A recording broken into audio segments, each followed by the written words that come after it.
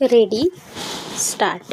बंधू भगिनींनो, पॅरा आपणास माहीतच आहे की अपुऱ्या आणि अवेळी झालेल्या पावसामुळे महाराष्ट्र राज्यातील फार मोठ्या भागात या वर्षीही सतत तिसऱ्यांदा टंचाईची परिस्थिती उद्भवली आहे.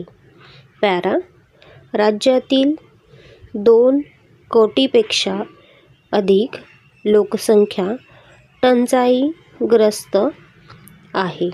एकूण 118 गावे व 94 नागरी क्षेत्रात पिण्याच्या पाण्याची टंचाई भासेल असा अंदाज आहे.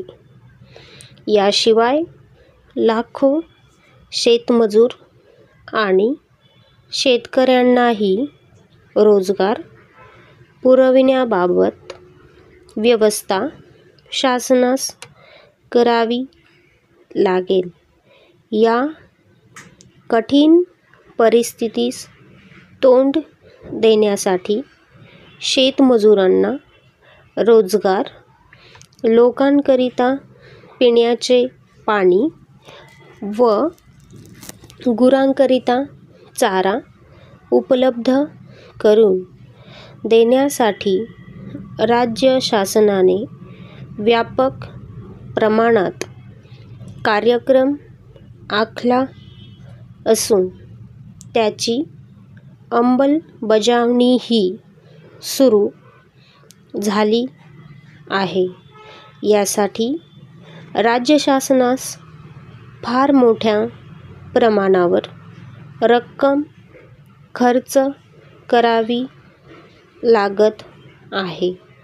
टंचाई परिस्थितीला तोंड देण्यासाठी केवळ पैशाचीच गरज भासेल असे नाही, तर त्याच्यासाठी साहित्याच्या स्वरूपातही मदत लागणार आहे. विशेषतः टंचाईग्रस्त गावांना पिण्याचे पाणी पुरविण्यासाठी वाहने आणि पाण्याचा साठा करण्यासाठी टाक्यांची मोठ्या प्रमाणावर गरज भासणार आहे. पॅरा टंचाई परिस्थितीवर मात करण्यासाठी केवळ शासनानेच प्रयत्न पुरे पडणार नाहीत.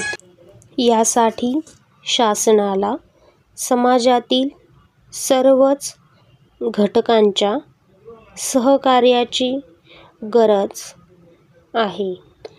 शासन व सर्व समाज घटकांच्या संयुक्त प्रयत्नांतूनच आपले राज्य या वर्षीच्या टंचाईग्रस्त परिस्थितीवर मात करू शकेल असा मला विश्वास आहे. स्टॉप.